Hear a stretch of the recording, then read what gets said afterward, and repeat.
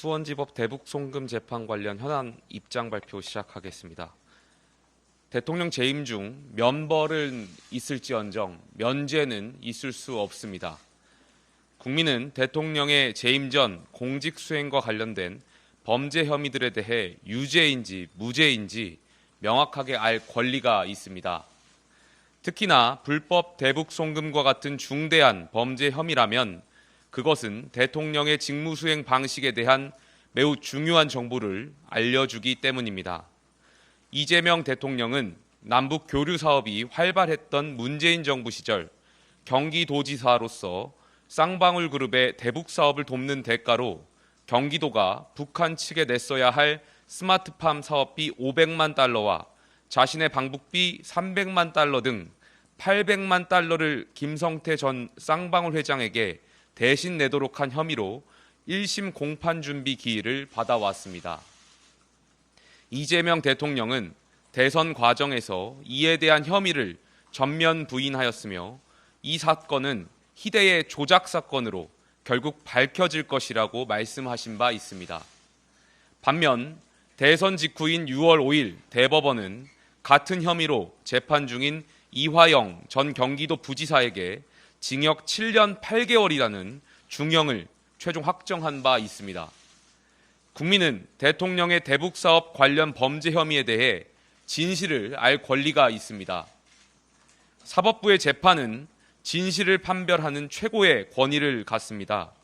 만약 이 사건의 담당 재판부가 재판을 5년 임기 후로 미룬다면 국민이 진실을 알 기회는 사라지고 앞으로 정부가 추진하게 될 남북 교류 사업에 대한 불신은 커질 것입니다. 만약에 누군가가 이 사건에 대해서 대통령 임기 중에 국민들이 유무죄의 진실을 알지 못하게 하는 것이 헌법 84조 대통령의 불소추 특권에 부합한다고 주장한다면 그것은 헌법으로서 헌법을 허무는 오류를 범하는 것입니다.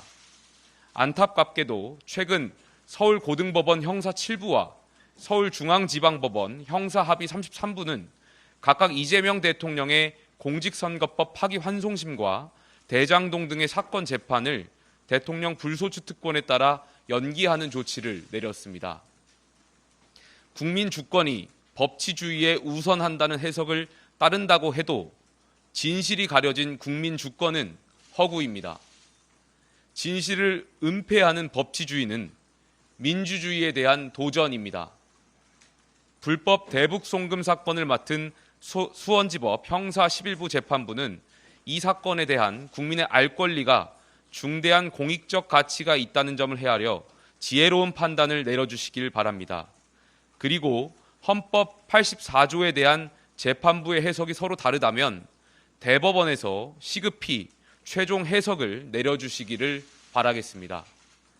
만약 대통령 취임 전 범죄 혐의에 대한 재판 결과가 대통령 직무 수행의 불안정을 야기할 수 있다면 유죄에 대한 법적 책임은 현행법을 보완하여 대통령직 완료 후로 미룰 수도 있을 것입니다. 모든 국민은 법 앞에 평등합니다. 대통령의 재임 전 범죄 혐의에 대해 유무죄를 가리는 것은 국민 주권을 바르게 하고 국가 정책을 투명하게 관리하기 위해 반드시 필요합니다. 대북 송금 사건을 맡은 재판부와 대법원이 진리와 정의를 추구하고 대한민국 헌법을 수호하는 사법부의 독립과 명예를 지켜주시길 간곡히 요청드립니다. 감사합니다.